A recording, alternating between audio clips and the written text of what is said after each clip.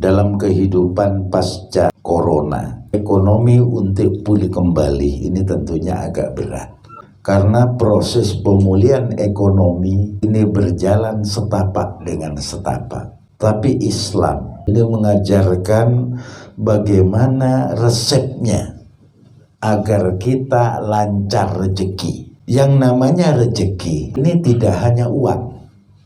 Uang itu bagian dari rezeki, tapi kesehatan, keluarga kita sakinah, anak sehat itu juga rezeki. Untuk memantapkan bagaimana kita agar lancar rezeki, barokah hidup kita, sukses di dunia, ini banyak cara yang diberikan Allah. Tapi kalau cara-cara ini kita lakukan, kita istiqomahkan, kita acik melaksanakan, insya Allah. Tapi kalau ada sebuah pertanyaan, orang itu tidak ibadah, orang itu tidak sholat, orang itu tidak mengerjakan 5 waktu, orang itu pelit, orang itu tidak pernah sholawat, orang itu tidak pernah zikir, tapi kaya, itu bagaimana? Itu dilulu ambek pangeran, istidrok. Pokoknya kalau ada orang kaya dimanapun sukses, berhasil, anaknya semua jadi pejabat, di ibadah kurang, diingat dikir kepada Allah kurang, itu istidrok, dipancing,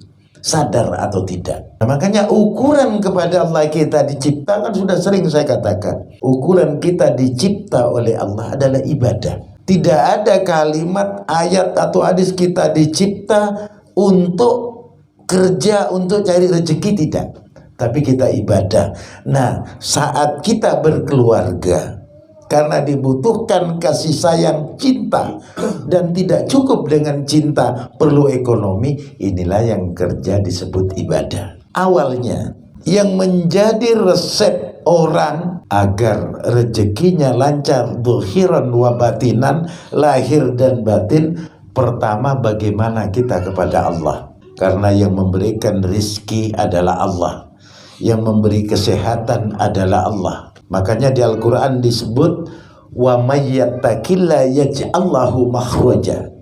Barang siapa yang takut kepada Allah, barang siapa yang menjalankan perintah Allah, menjauhi larangan Allah, maka Allah akan memudahkan jalan keluarnya. Nah, jalan keluar yang menjadi ciri khas manusia pada umumnya kan kentut dan berak. Tapi kalau sudah kentut tidak lancar, berak tidak lancar, bisa modal tanah 1 hektar juga habis. Ini cuma modal kentut, angin tidak keluar. Nah, ini tentunya hal ini adalah satu gambaran kalau Allah berkehendak ingin menghancurkan seseorang, cukup dengan dibikin tidak bisa kentut, dibikin tidak bisa berak. Ini sudah operasinya kemana-mana, otomatis jutaan juga. Nah, ini resepnya. Yang pertama, resep kita bagaimana agar kita lancar rezeki, kita melakukan Allah itu sebagai apa? Ini sebagai Tuhan. Makanya Allah sangat senang kalau ada hambanya sering mengucapkan la ilaha illallah. Itu caranya kalau kita ingin disenangi Allah, sering-sering mengucapkan la ilaha illallah yang secara syariat. Kalau ada orang yang ingin juga top di sisi Allah dalam mengucapkan Allah, Allah setiap keluar napasnya, ini super. Tapi ini berat. Cukup kita la ilaha illallah Muhammad Rasulullah fi kulli lamhati wa nabasin adadama wasi'ahu ilmullah. Itu seringin. Agar kita dicintai oleh Allah, karena hati kita selalu ada isi kalimat tauhid la ilaha illallah. Diperkuat.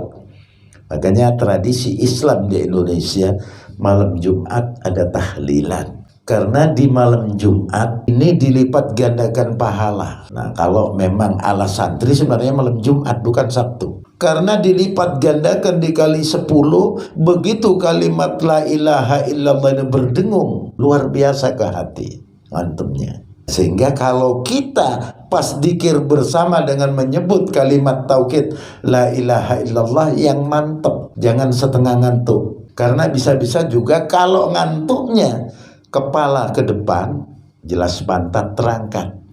Kalau konsentrasinya setengah-setengah, begitu la ilaha illallah yang di belakang pro. Nah ini kalau tidak hati-hati risiko juga. Nah, makanya pembacaan la ilaha illallah diyakini.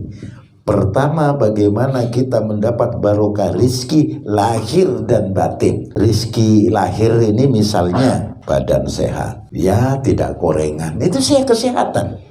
Karena kalau sudah koreng satu beli obat, pasti dokter. Sehat batin, tidak sombong, tidak takabur, tidak riak, tidak iri hati, ini kesehatan batin. Nah, tentunya dengan anugerah-anugerah ini kita bersyukur kepada Allah. Nah, dengan banyak bersyukur kepada Allah, kita membuktikan rezeki yang diterima kita bagus. Itu pertama, harus kepada Allah yang kuat. Yang kedua, bagaimana kita kepada Rasulullah. Karena tanpa syafaat Rasulullah, tanpa adanya Rasulullah, sering saya katakan di pengajian-pengajian, kita ini tidak ada artinya tercipta. Nah, dengan syafaat Rasulullah ini kita hidup.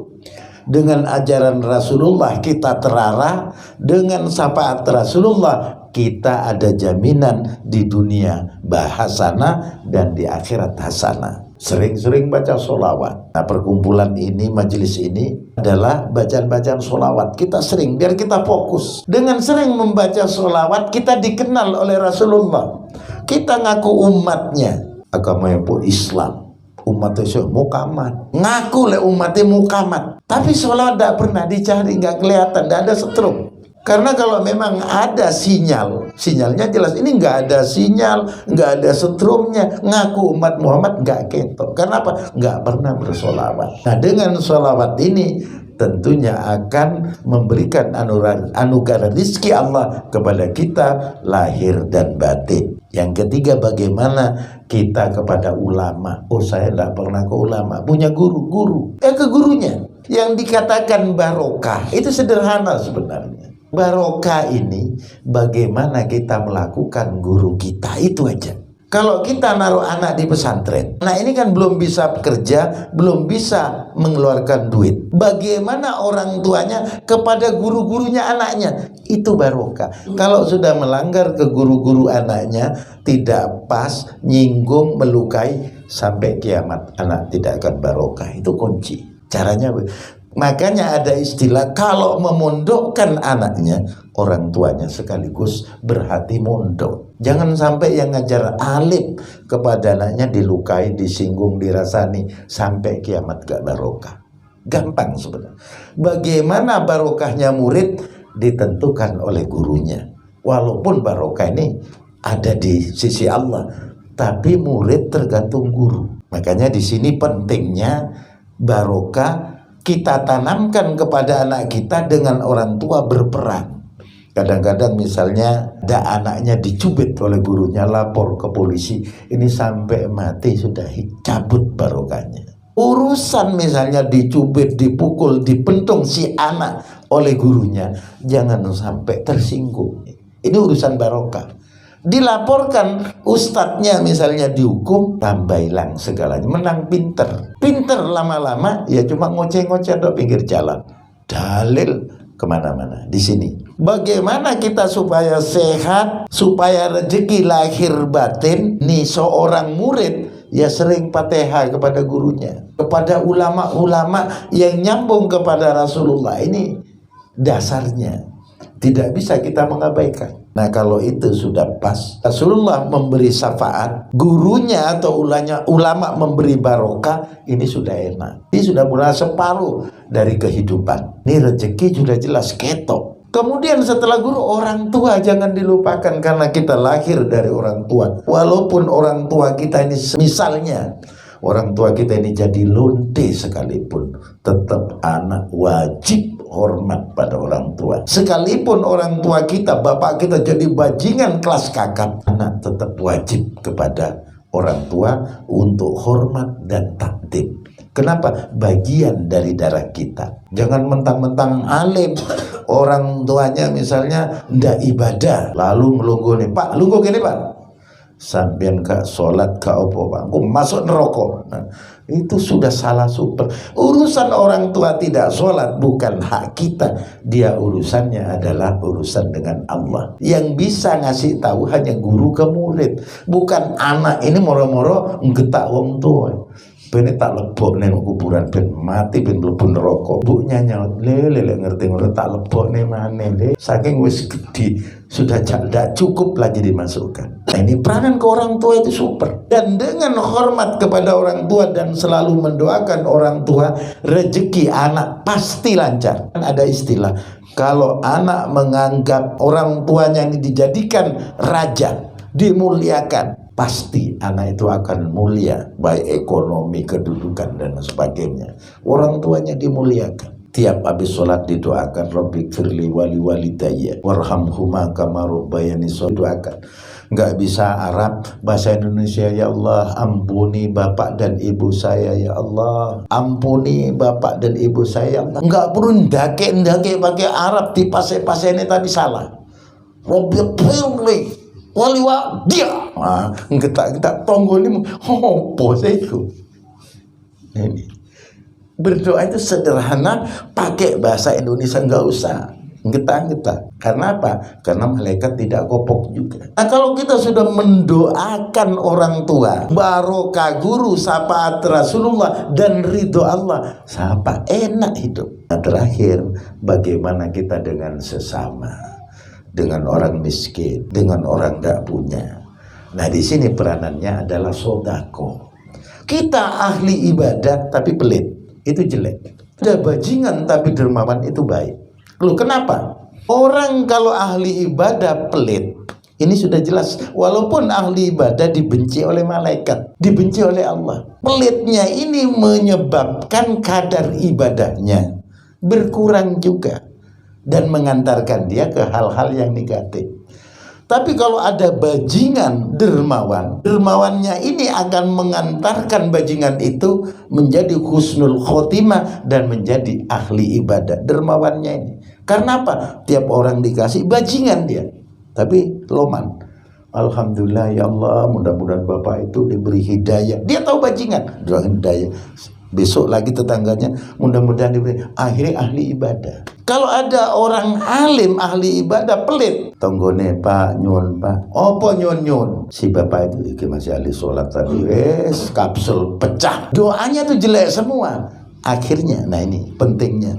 Makanya dengan sesama jangan sampai kita jadi orang pelit. Karena orang dermawan disenangi makhluknya Allah. Sak semut-semut seneng.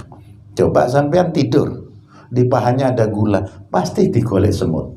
Lah nggak percaya, buktikan. Karena apa? Karena semut mencari ada hal manis di sana. Malaikat juga seneng, jin-jin ini seneng, Allah juga cinta. Bajingan sikapnya, tapi karena kebaikannya ini ada, Allah akan ngangkat derajatnya. Sing paling elek bajingan pelit. Nah ini kayak sing diandal nih. Wis bajingan careking, cerek, kapsul pecah, apa yang diharapkan? Nah, di sini tentunya harapan kita, kalau ingin rezeki kita barokah, lancar, yaitu bagaimana kita kepada Allah, bagaimana kita kepada Rasulullah, bagaimana kita kepada ulama atau kepada guru, bagaimana kita kepada orang tua, dan bagaimana kita dengan sesama. Ini aja kuncinya. Kalau tetap susah cari rezeki, tinggal ngoreksi itu. Ini tidak ada semua kepada Allah, tidak sembahyang, ke Rasulullah tidak sholawat, ke ulama rakenal, ke orang tua galak, kepada sesama pelit, suke, diluluk. Tinggal Allah siap menggoyang untuk menghancurkan. Nah, ini sebagai gambaran kita bagaimana kita di dunia ini agar indah bermasyarakat, agar indah kita dengan sesama, sehingga hidup senantiasa berkah.